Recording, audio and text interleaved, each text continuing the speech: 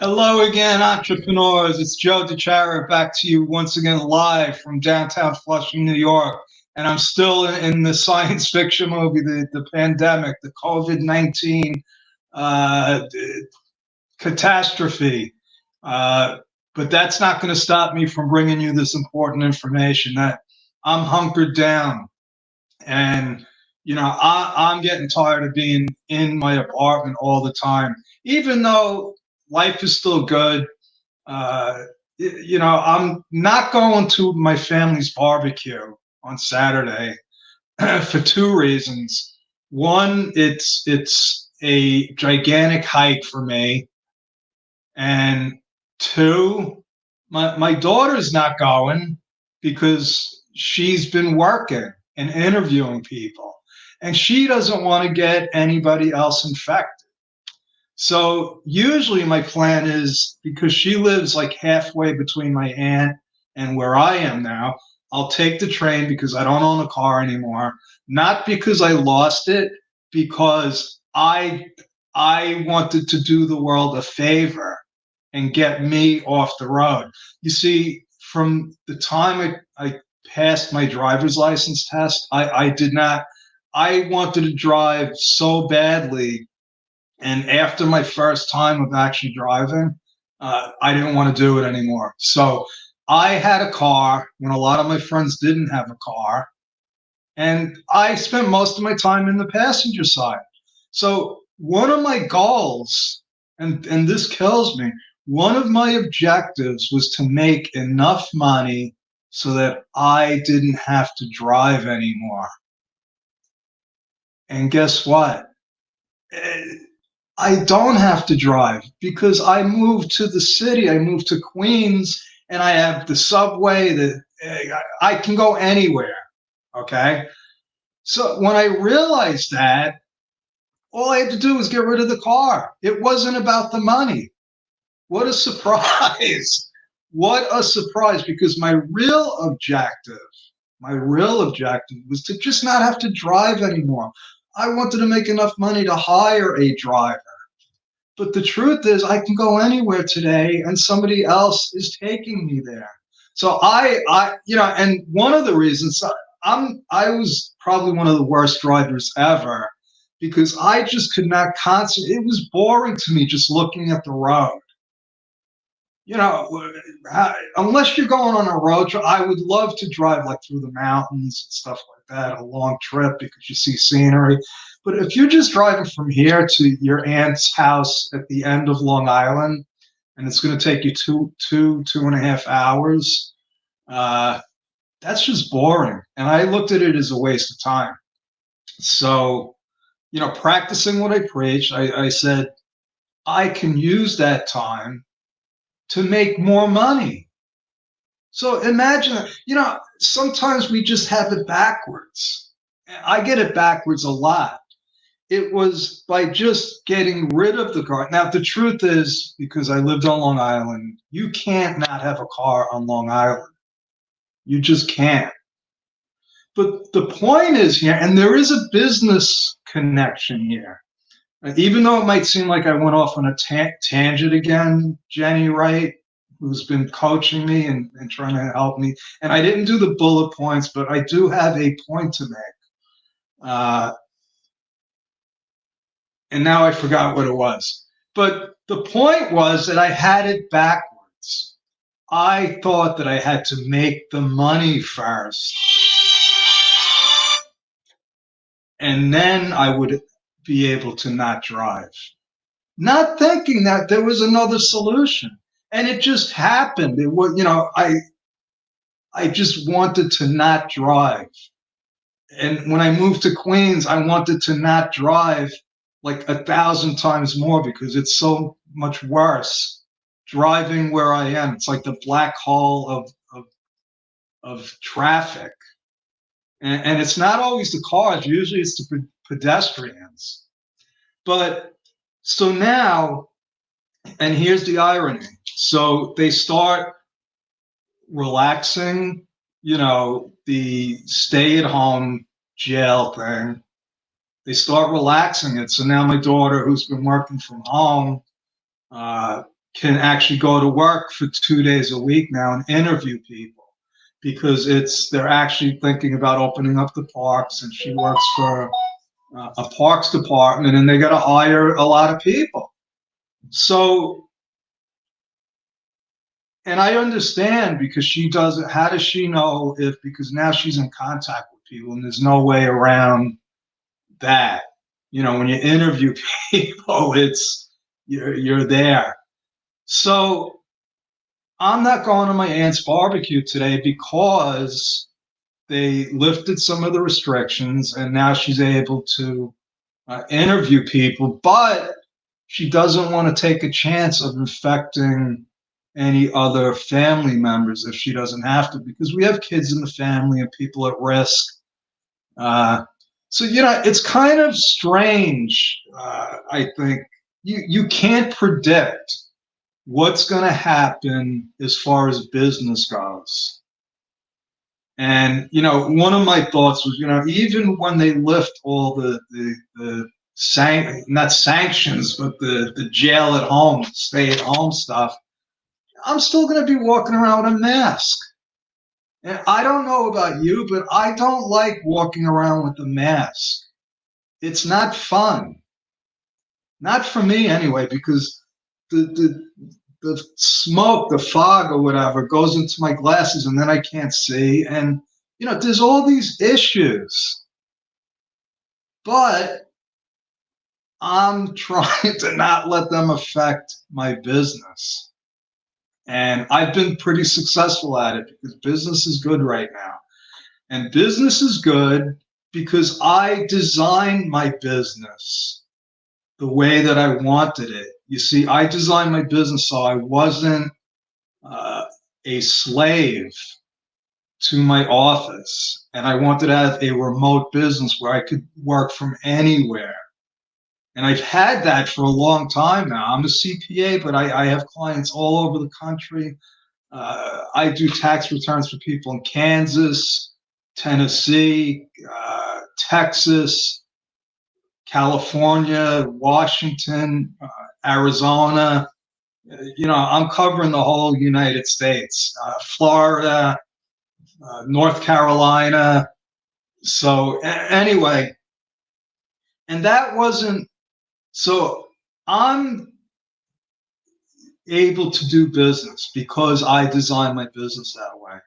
And so on Tuesday, I'm going to be having a free webinar on how you can win at business. If you just go to the website, how you can win at business, and I'm going to share with you the techniques, the strategies that I was able to employ over 15 years ago. And it all just started with the thought, because that's how everything starts. And, being on these Facebook Lives, meeting Haley Gray, just about everything that I'm doing in my business was planned out a long, long time ago. How I got here was different than what I planned, because, my friend Sue Brooks says, nothing ever happens the way we plan it, but it winds up happening. And so one of the things that I do is I do my business intentionally. I have a system, okay? And when I started doing business intentionally, there were fundamentals that had to be in place. And I learned those fundamentals by watching people, by reading, by listening, by learning, because they didn't teach me how to be successful in CPA school. They taught me how to do financial reports and how to measure stuff and how to put large quantities of data into a little tiny report that makes sense. So they taught me the mechanics. But what they didn't tell me are things like the mastermind principle, which I'll be running my free mastermind tomorrow at 2 p.m. Eastern Standard Time. And all you have to do is go to Mastermind with Joe. And I'm pretty proud of myself how I started learning how to do this, because if you saw me in just a couple of months ago, I didn't even know how to log on to a Facebook Live. Now I'm in 4 different places in Facebook, and I'm on YouTube Live. And no matter how much I talk about it, I'm just truly amazed by the technology, and because it opens up so many doors to what we can do. So many doors. So if you have a business and you're stuck because of things outside of your control, not everybody can have 100% remote business.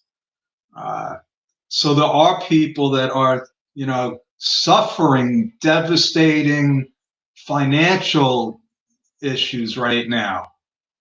And I understand that, and it's not easy, and it's painful. And sometimes there's no solution. Because the solution is there is no solution, no matter how much you want to try and fix it. But there's always the future, to where you could start planning now and say, you know what, this happened before, and this was the result. So maybe if you owned a restaurant with a large overhead, but you love cooking or you love the food industry, maybe you don't open up another restaurant with a big overhead, or you do it differently. I don't know. I don't have all the answers, but what I do have are the fundamental principles, and they apply to every business at every time in every circumstance. That's why they call them fundamentals. And that's what I'm going to focus on in everything that I do, because that's what small businesses lack. Because nobody teaches it really. You don't learn this stuff in school. I mean, yeah, you could learn it the way that I have, but I went after it. And most of the people that want to learn about business, they'll go to business school or some other way. But I had an advantage because I was a CPA. So I had the experience that most people don't have. I had the financial experience. So, I didn't hit walls because I didn't know my numbers, or I couldn't, predict my cash flow.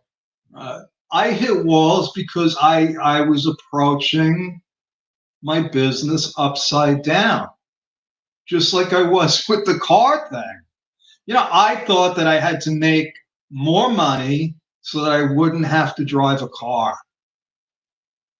And it's the same thing in business. You want the money, but by chasing the money, you scare it away. It's like herding cats. And it might sound moronic or stupid.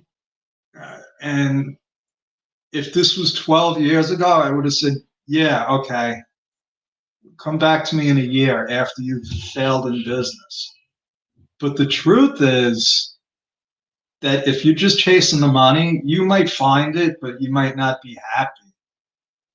So what were the fundamental principles that started me to put me in a position where I have a thriving business? Okay, I'm in a position to grow, to scale, and everything's good. Everything's good, but it didn't happen overnight, and it wasn't easy. Okay, that was one of the things I had to accept, that it's not happening as fast as I wanted to, and it's not going to be easy because I'm going to have to do the work like everyone else. And I set out and I started applying the principles. What are the principles? They're very simple. One is the mastermind principle. And you don't understand what a mastermind is, or don't like the label mastermind, forget about what you want to call it. Because the truth is, a mastermind is as simple as a husband and wife raising a family. It's as simple as two people having a meeting of the minds and agreeing to do something that neither one of them can do on their own. And my daughter put it to me a different way.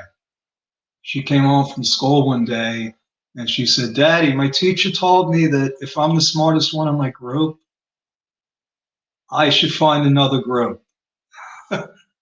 And that's what we try to do with the mastermind, not necessarily based on IQ, but what you want to do is you want to surround yourself with people that have qualities that you love, that you want to aspire to, or they're smarter than you, or they have some kind of experience.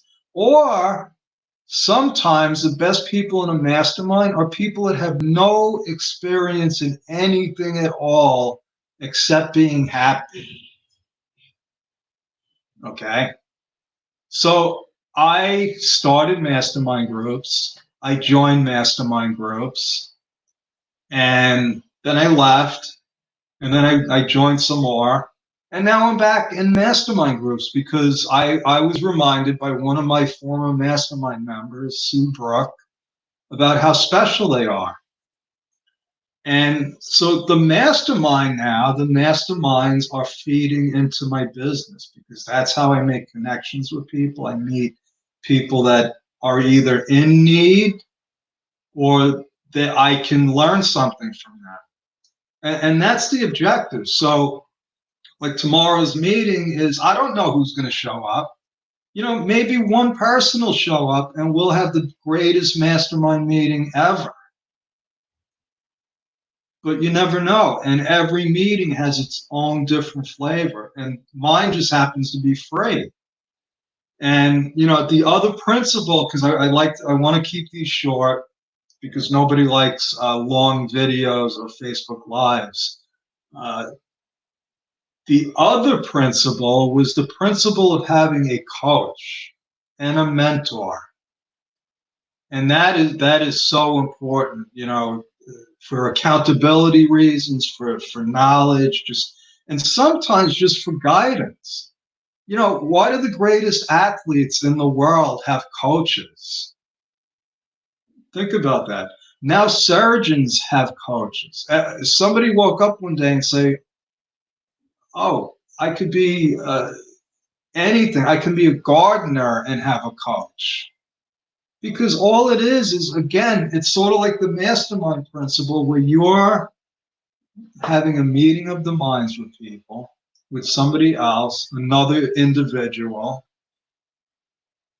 and you come up with ideas and solutions that one person could never do that on their own. So I have several coaches right now, and today I just hired a new one, and I'm so happy. He's the guy that wrote this book, Victory, and he might even watch this, Larry Broughton, and I want to thank you, Larry, for taking me on as a client. I'm honored to have somebody like you to be coaching me, and I'm sure that I'm going to teach you probably more than what you're going to teach me, but that's okay. And that's the way it works. When I coach people and I mentor people, I learn too, and they keep me sharp. They keep me sharp. And one of the other principles, and this is one of my own 13 principles that I will talk about on Tuesday during the how you can win at business, or you can even go to how to win at business. I actually have both domain names because I love them so much. But uh, one of the other principles that I've incorporated is to educate, and that means to try to teach people. Because believe it or not, when you teach people stuff that you wind up getting back. either through, sharpening your skills, staying up to date, just the simple process of, I don't want to look like a jerk when I'm teaching these people this.